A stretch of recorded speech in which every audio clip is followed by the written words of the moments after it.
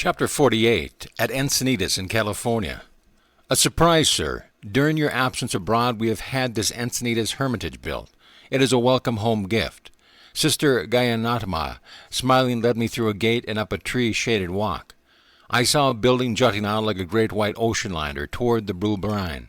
First speechlessly, then with ohs and ahs, finally with man's insufficient vocabulary of joy and gratitude. I examined the ashram's 16 unusually large rooms, each one charmingly appointed. The stately central hall with immense ceiling-high windows looks out on a united altar of grass, ocean, sky, a sympathy in emerald, opal, sapphire. A mantle over the hill's huge fireplace holds the framed likeness of Larimasha, smiling his blessing over his far Pacific heaven. Directly below the hall, built into the very bluff, 2 solitary meditation caves confront the infinities of sky and sea. Verandas, sunbathing nooks, acres of orchard, a eucalyptus grove, flagstone path leading through roses and lilies to quiet arbors, a long flight of stairs ending on an isolated beach and the vast waters, was dreams ever more concrete. May the good and heroic and bountiful souls of the saints come here, reads, a prayer for the dwelling, from the Zen Avesta fastened on one of the hermitage doors, and may they go hand in hand with us, giving the healing virtues of their blessed gifts, as widespread as the earth, as far-flung as the rivers, as far-reaching as the sun, for the furtherance of better men, for the increase of abundance and glory. May obedience conquer disobedience within this house. May peace triumph here over discord, free-hearted giving over avarice, truthful speech over deceit, reverence over contempt, that our minds be delighted and our souls uplifted. Let our bodies be glorified as well, and, O light divine, may we see thee, and may me approaching come round about thee, and attain unto thine entire companionship. This self-realization fellowship ashram had been made possible through the generosity of a few American disciples, American businessmen of endless responsibilities who yet find time daily for their Kriya Yoga. Not a word of the Hermitage construction had been allowed to reach me during my stay in India and Europe. Astonishment, delight. During my earlier years in America, I had combed the coast of California in quest of a small site for a seaside ashram. Whenever I found a suitable location, some obstacle had invariably arisen to thwart me. Gazing now over the broad anchors of Encinitas, I humbly saw the effortless fulfillment of Sri Yukteswar's long-ago prophecy, a hermitage by the ocean. A few months later, Easter 1937, I conducted in a smooth lawns in Encinitas the first of many sunrise services. Like the Magi of old, several hundred students gazed in devotional awe at the daily miracle, the early solar firelight in the eastern sky. To the west lay the inexhaustible Pacific, booming its solemn praise. In the distance, a tiny white sailing boat and the lonely flight of a seagull. Christ, thou art risen, not along with the vernal sun, but in the eternal dawn of spirit. Many happy months sped by. In the peace of perfect beauty, I was able to complete at the Hermitage a long projected work, Cosmic Chants.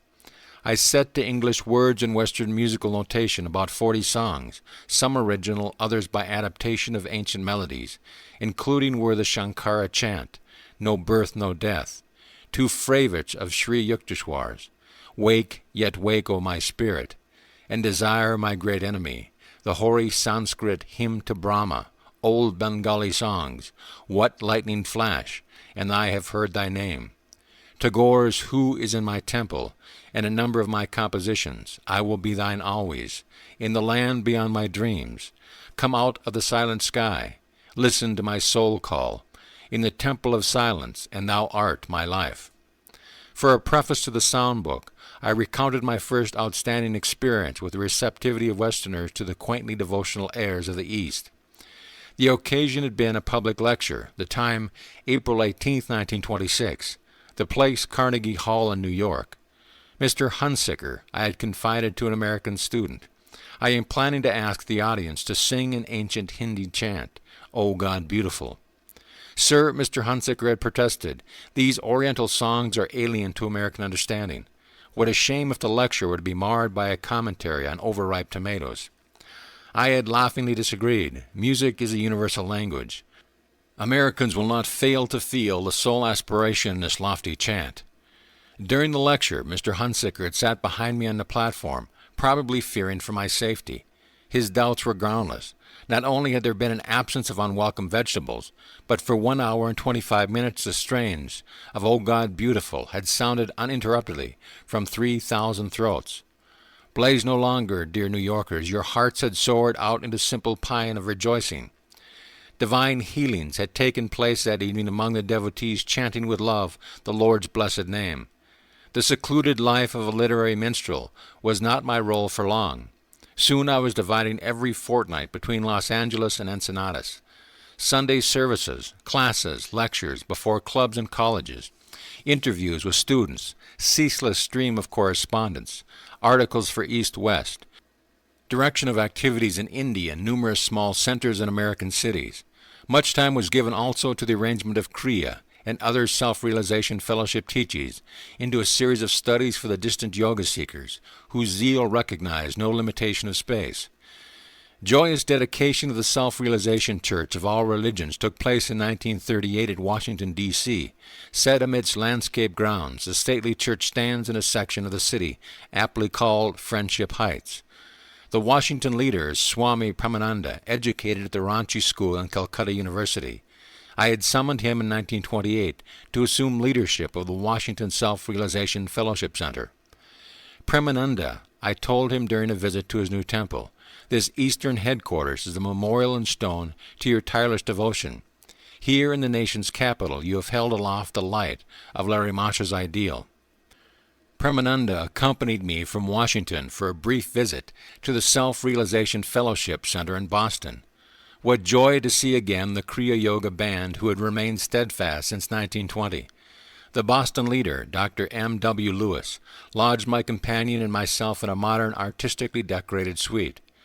Sir, Dr. Lewis said to me, smiling, during your early years in America you stayed in this city in a single room without bath. I wanted you to know that Boston possesses some luxurious apartments. The shadows of approaching carnage were lengthening over the world. Already the acute ear might hear the frightful drums of war.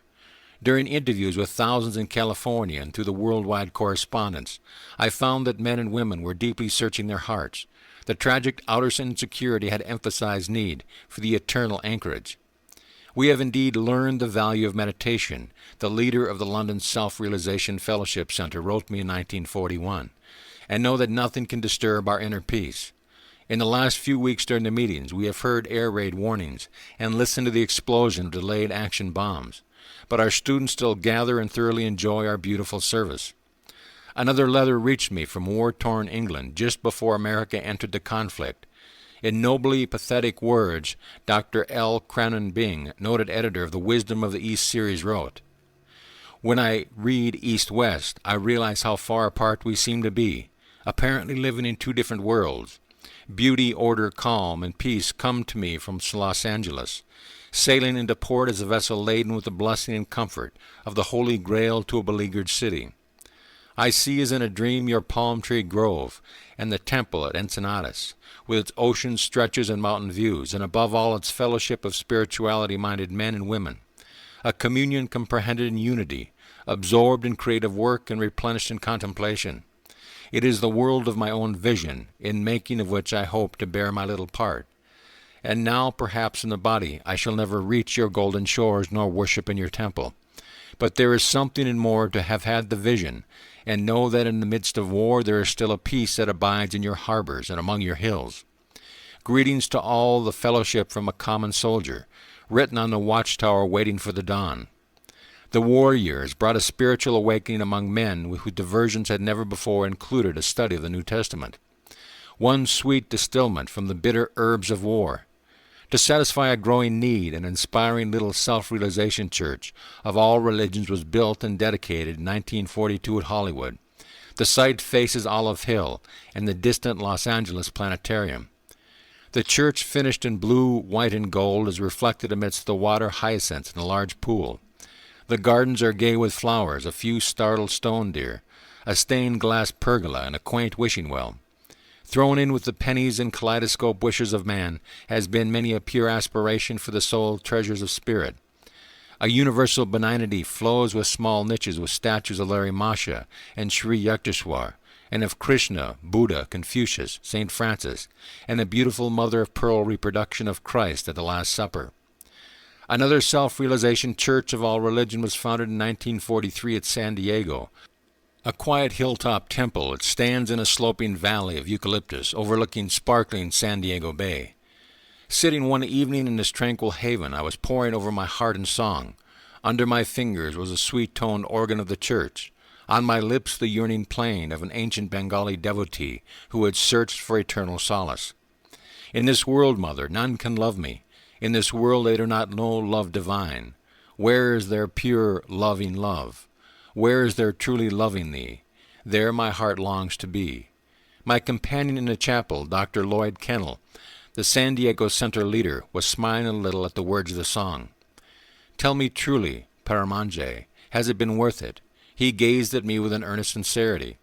I understood his laconic question. Have you been happy in America? What about the disillusionment, the heartaches, the center leaders who could not lead, the students who could not be taught? Blessed is the man whom the Lord doth test, doctor. He is remembered now and then to put a burden on me.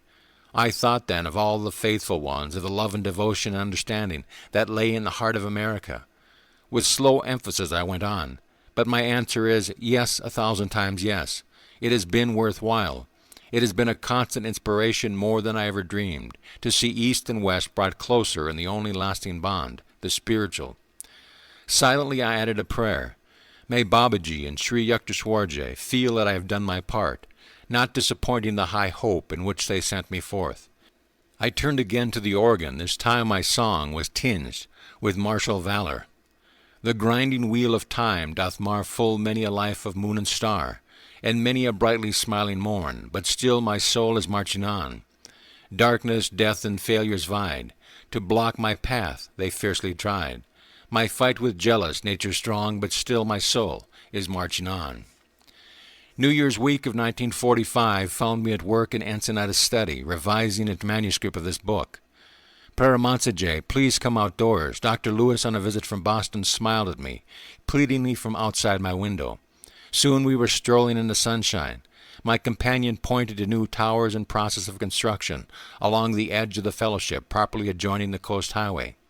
Sir, I see many improvements here since my last visit. Dr. Lewis comes twice annually from Boston to Encinitas. Yes, doctor, a project I have long considered is beginning to take definite form. In these beautiful surroundings, I have started a miniature world colony. Brotherhood is an ideal better understood by example and precept. A small, harmonious group here may inspire other ideal communities over the world. A splendid idea, sir. The colony will surely be a success if everyone sincerely does his part. World is a large term, but man must enlarge his allegiance, considering himself in the light of a world citizen, I continued. A person who truly feels, the world is my homeland, it is my America, my India, my Philippines, my England, my Africa, will never lack scope for a useful and happy life. His natural locale pride will know limitless expansion. He will be in touch with creative universal currents. Dr. Lewis and I halted above the lotus pool near the Hermitage. Below us lay the illimitable Pacific. These same waters break equally on the coast of West and East, in California and China. My companion threw a little stone in the first of the oceanic 70 million square miles. Encinitas is a symbolic spot for a world colony. That is true, doctor. We shall arrange here for many conferences and congresses of religion, inviting delegates from all lands. Flags of the nations will hang in our halls. Diminutive temples will be built on the grounds, dedicated to the world's principal religions. As soon as possible, I went on, I plan to open a yoga institute here. The blessed role of Kriya Yoga in the West has hardly more than just begun. May all men come to know that there is a definite, scientific technique of self-realization for the overcoming of all human misery. Far into the night, my dear friend, the first Kriya Yogi in America discussed with me the need for world colonies founded on a spiritual basis. The ills attributed to an anthropomorphic abstraction called society may be laid more realistically in the door of every man. Utopia must spring in the private bosom before it can flower into civic virtue. Man is a soul, not an institution. His inner reforms alone can lend permanence to outer ones. By stress on spiritual values, self-realization, A colony exemplifying world brotherhood is empowered to send inspiring vibrations far beyond its locale.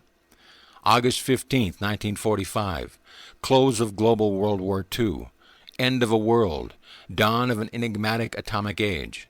The Hermitage residents gathered in the main hall for a prayer of thanksgiving. Heavenly Father, may never it be again. Thy children go henceforth as brothers. Gone was the tension of war years. Our spirits purred in the sun of peace. I gazed happily at each of my American comrades.